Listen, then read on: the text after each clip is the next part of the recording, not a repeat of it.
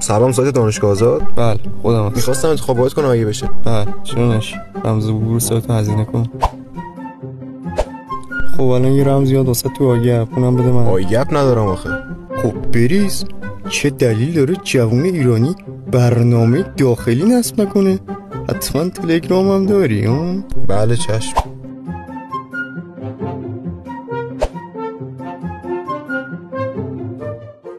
این چه بیشرفی اومد؟ آگپ دیگه. راست میگی واسه آپدیت جدیده. خب رمزو بده.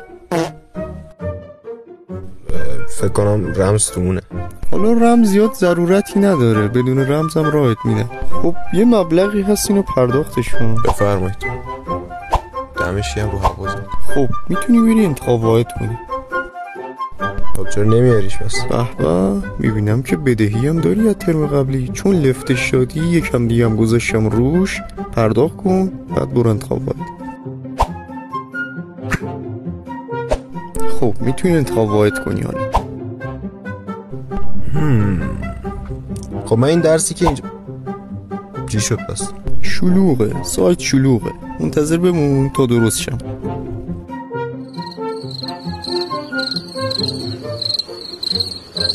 خب درست شدم. خب من این درسو اونو که نداریم، پر شد همین الان. خب پس این یکی رو برمی. اونم پر شد. خب چی شد؟ پرت شدی بیرون از سایت. دوباره رمزتو بگو. بابا همین الان گفتم که. یادم رفت دیگه، دوباره بگو. خب حالا انتخاب کن. این خب زمان انتخاب واحد تموم شد.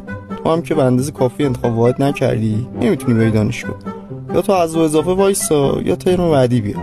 خدا نگهدارت.